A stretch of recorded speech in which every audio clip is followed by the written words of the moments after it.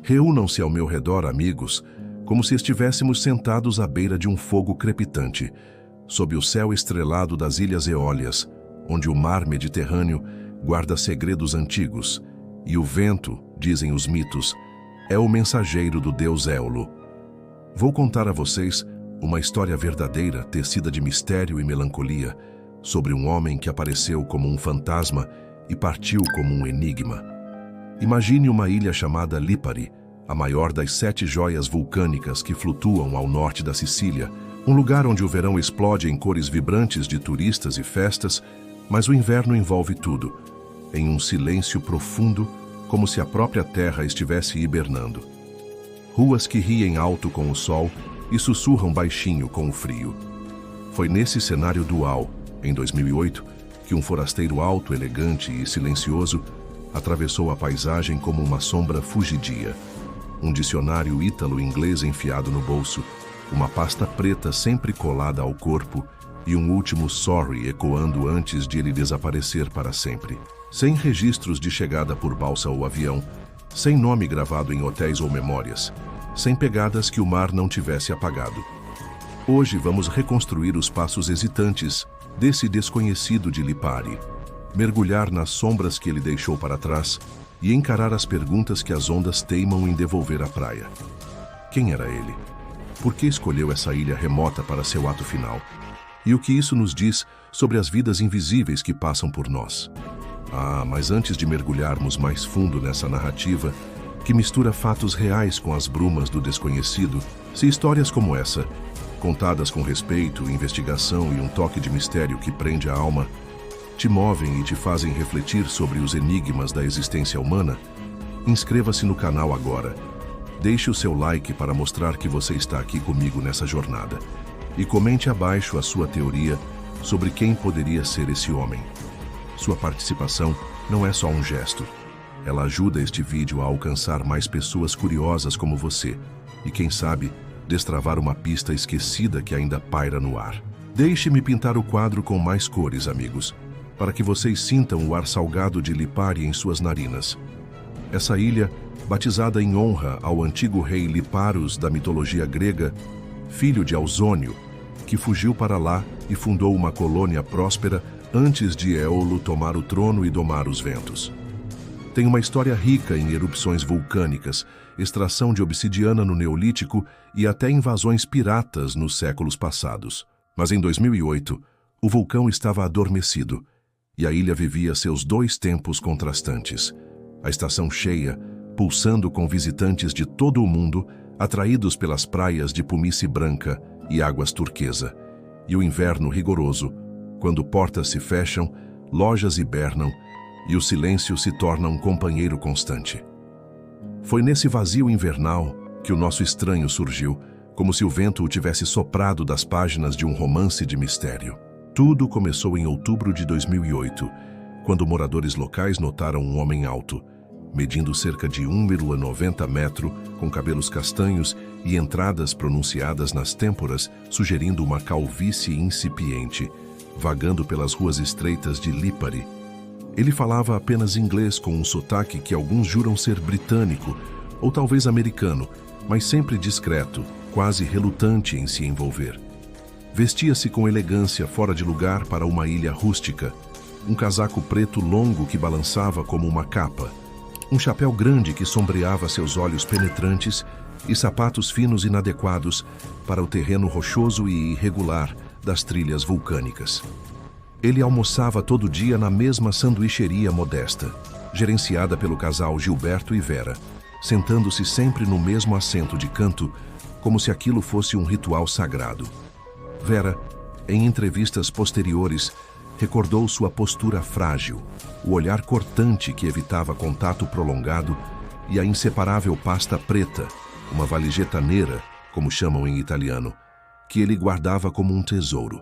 Poucas palavras trocadas, um pedido simples de sanduíche, talvez um café e nada mais. Ele parecia um homem em fuga, não de criminosos, mas de si mesmo, carregando um peso invisível que curvava seus ombros largos.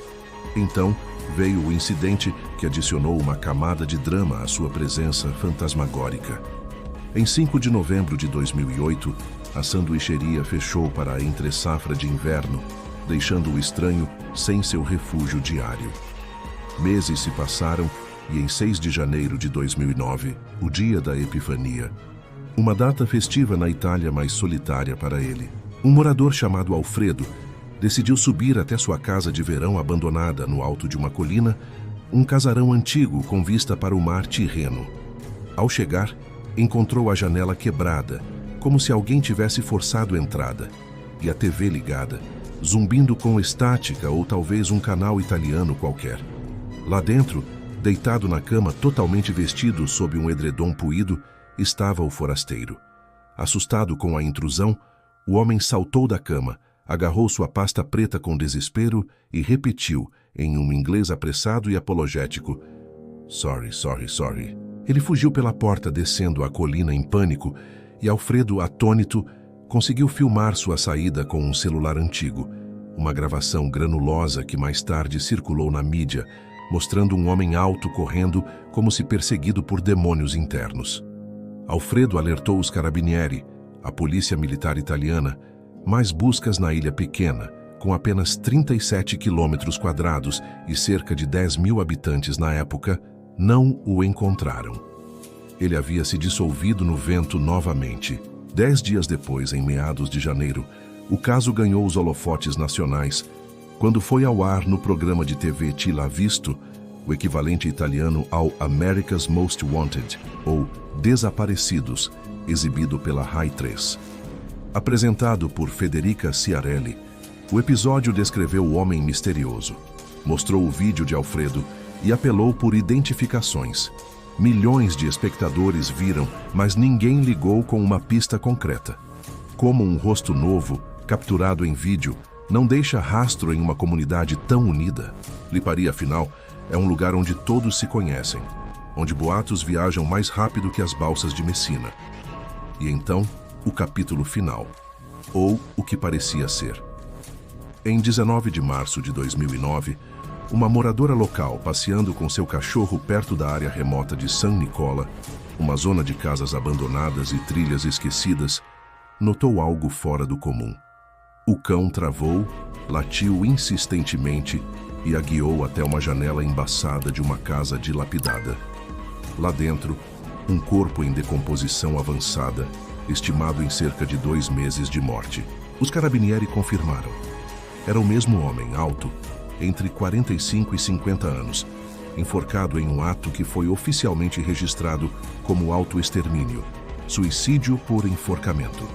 Sem documentos, sem telefone, sem carteira ou qualquer item pessoal que pudesse revelar sua identidade. Apenas o dicionário ítalo-inglês no bolso, um artefato solitário sugerindo que ele era um estrangeiro tentando se adaptar. Talvez aprender a língua local para se esconder melhor. Suas roupas, o casaco preto, o chapéu, os sapatos inadequados, ainda intactas, mas o corpo marcado pelo tempo e pelo isolamento.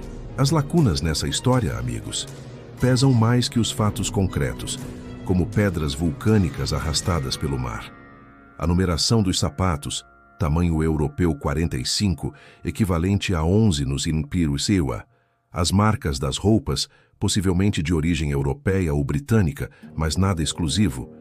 Seus trajetos diários pelas praias de Pumice ou pelas ruas de Caneto, tudo isso permaneceu vago nas investigações públicas. A pasta preta, aquele objeto misterioso que ele protegia com tanto zelo, nunca foi encontrada.